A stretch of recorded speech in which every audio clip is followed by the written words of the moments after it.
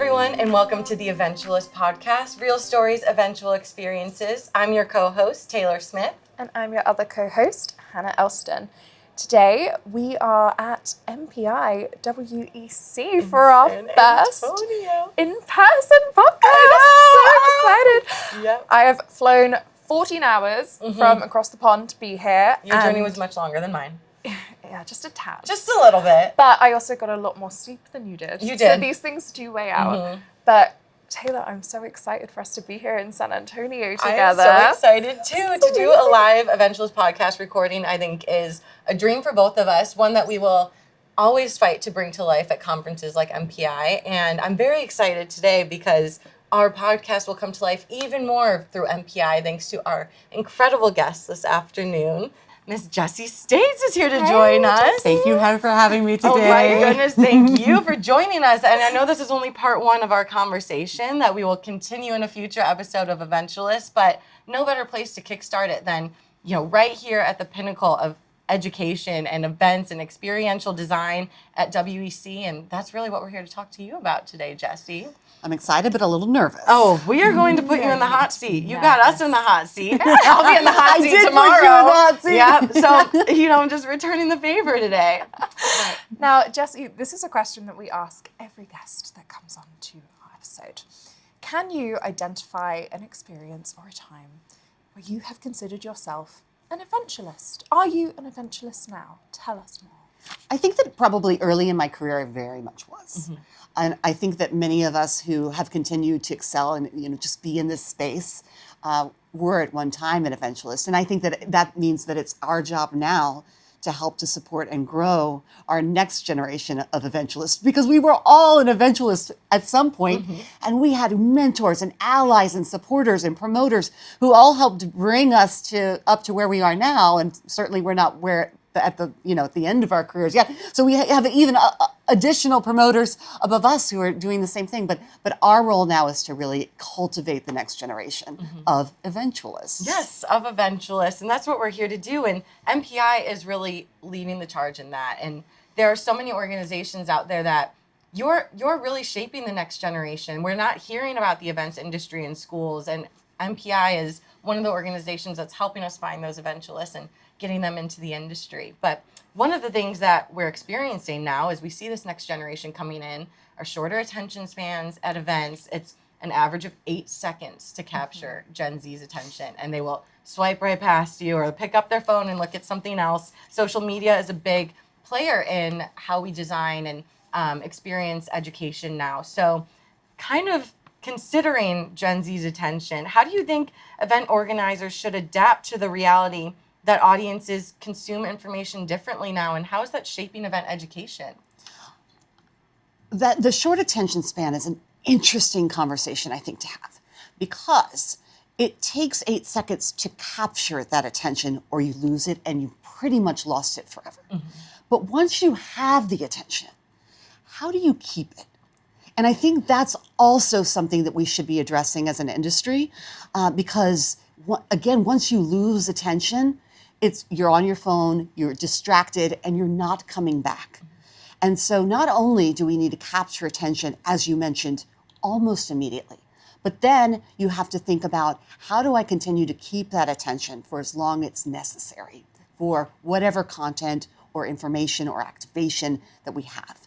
And so when I think about that attention span, and it's so important to capture, but how do we sustain?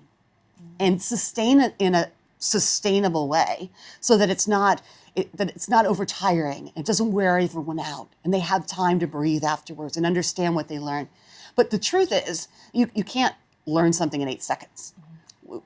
So we have to be able to both look at the capture portion of that, but then also the sustainability of it. Yes. Do you know, I think the keynote session that we had this morning with John did such a great job of keeping attention. So I obviously, being Gen Z, I'm one of the sufferers of a short attention span.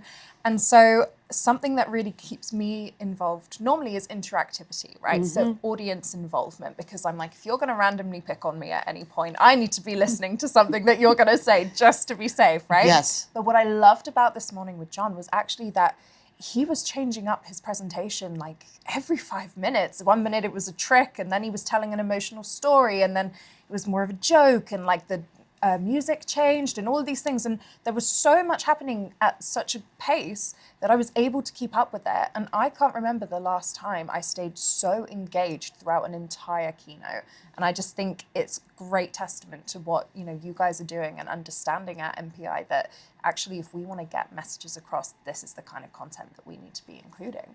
In your work leading MPI's educational strategy, we talked about this a little bit, and you've done consulting initiatives. Last year, you were looking at those biometric data that you captured from attendees on their watches, and you're always looking at, you're doing your quarterly surveys at MPI to really get a feel for the industry and how people are adapting, how education is changing. How did MPI use some of that data to shape education at this year's conference? So last year we used the Joy Index, which is a run by the Bishop McCann Company. And what we did, we had voluntary biometric data collected during our general sessions. And and that means connecting to people's smart devices and monitoring their heart rates and their blood pressure and when their bodies heated up or cooled down. And what we learned was a lot of information about what sustained that engagement and what lost it. And some of it just confirmed things we kind of thought, but a lot of it also gave us great new information about how we could design experiences in a better way to sustain engagement longer and to also help to connect content to each individual in our audience. Your audiences are constantly asking themselves two questions. What's in it for me? And how do I apply that? And that's true of all adult learners, and that hasn't really changed over generations yet. We all want to, and if it's not, there's nothing in this for me, or that doesn't apply to me, that's when people are going to tune out. I'm zoned out. You're done. You're done. So how do we apply additional context? How do we make sure that every 8 seconds, someone's like, oh, that means something to me. That's meaningful to me. Make them feel like they're scrolling. Yeah, right? yes. Hitting that mini dopamine hit every 8 seconds that we need. Because they're constantly going, is this still relevant? Is it still relevant? You know, is it still? And so if people are constantly asking them that, then it's on us as industry professionals who are putting people on stages to ensure that the message is constantly resonating. And so that was something that was really important to us. And how did you bring that to life this year? So this year we introduced a commentator's desk on the main stage. And our MC is the lead commentator for all of our general sessions. But for each general session, we're bringing on different members of our industry. This time, we decided to go with one planner, one partner, one supplier, and one media member. And Taylor, I think you already know this because you are on stage tomorrow. I may or may not be making an appearance. But what we wanted to do was provide just a little bit of context. And we also wanted our audience to see themselves on our stage. And too often we're bringing in, and I'm saying this as someone who's run our generation, I was too often putting external experts and inspirational voices on stage, but I wasn't putting our community on stage. And they are just as deserving and just as smart and just as able to help our community grow as some of the people that were, from outside of our space. And this gives us an opportunity to put our community on stage and give them a voice. I love what you said about seeing yourself on stage, because during my rehearsal today, when I was on that stage, I mean, watching people like John Dornbos up there, I'm like, he's doing things that I could never imagine. And then I stepped up there myself today and I was like, wait a second, this is possible for everyone.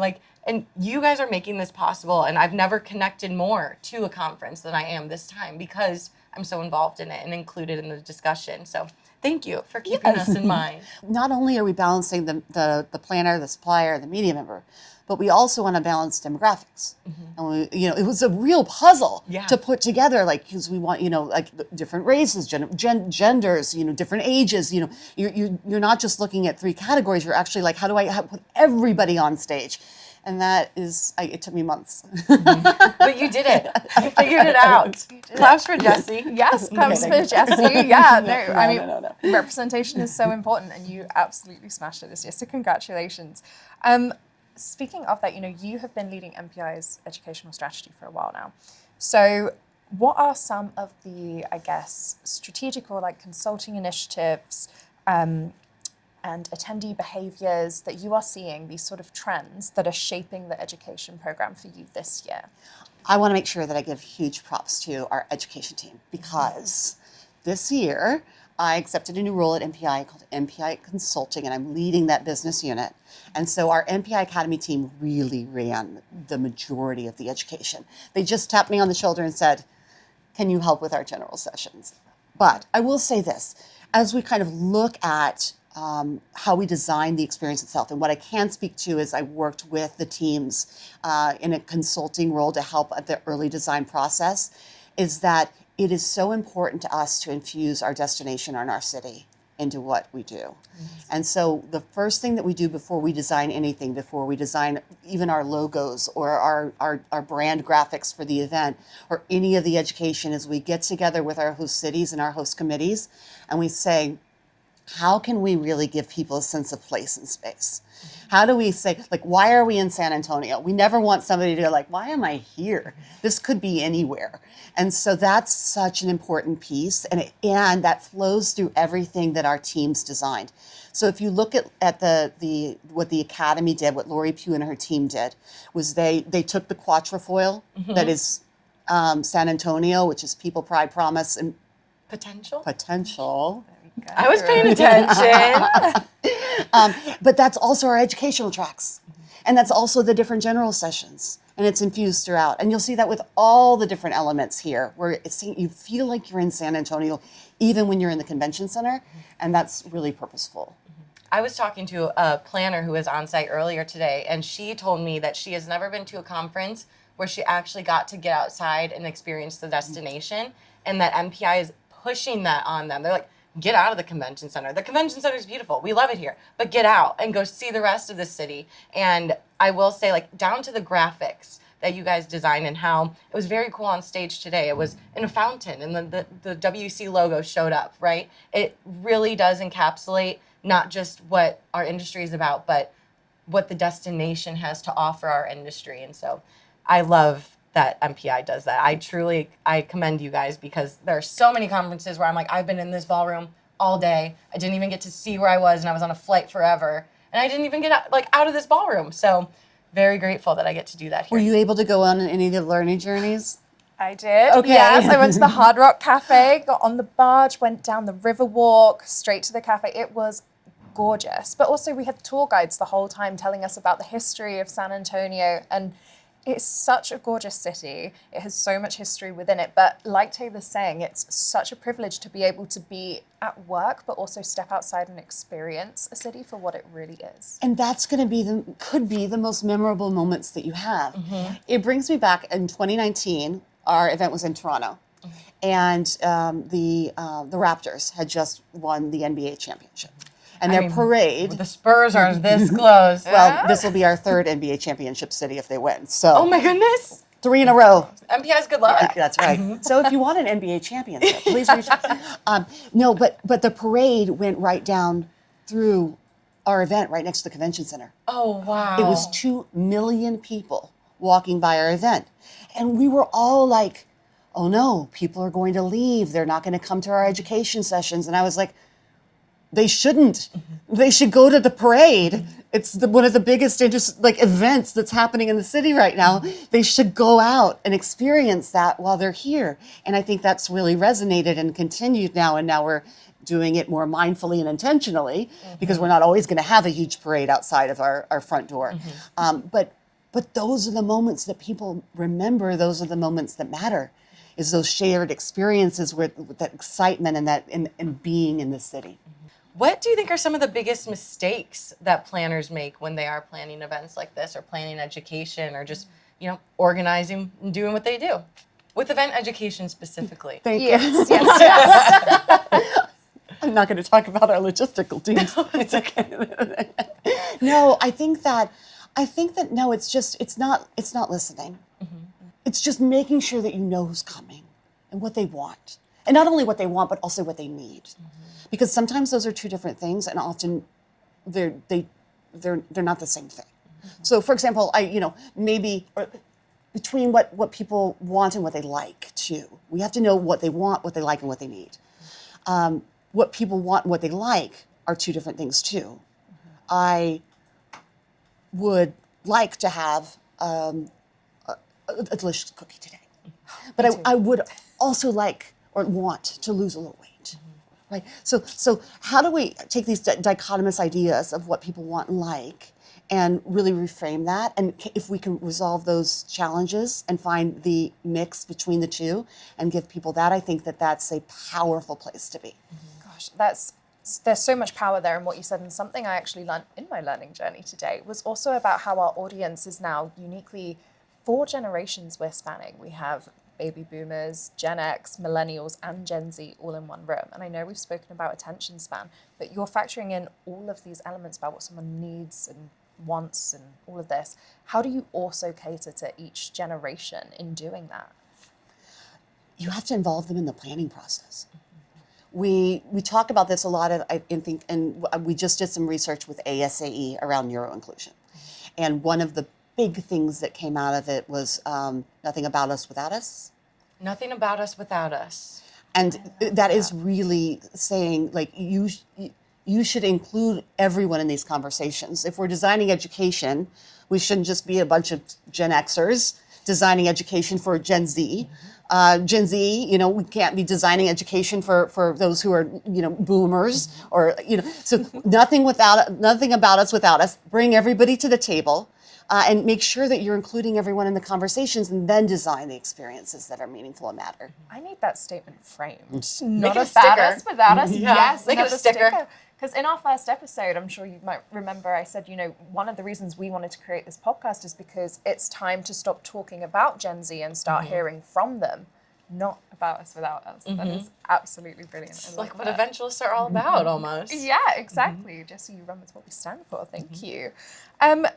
So I also wanted to ask, this is a good question. What separates an educational session that attendees genuinely remember from one that they forget the second they walk out the door? What's the key thing that makes people remember these experiences? A couple of things.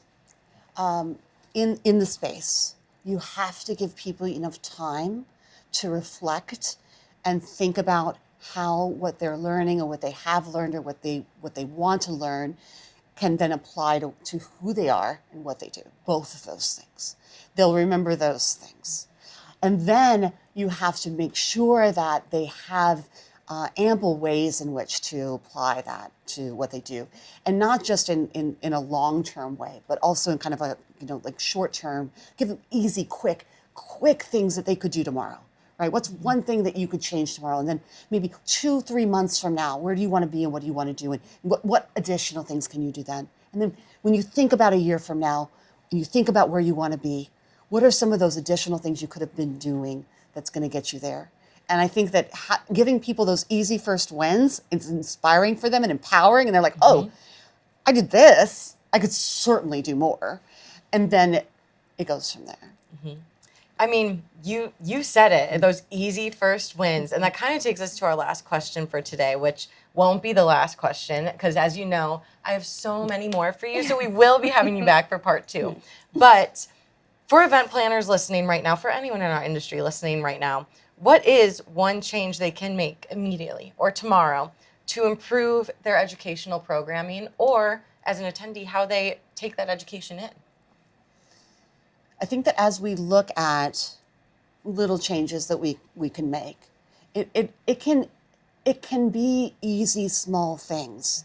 Just incorporating small moments within educational sessions, remembering.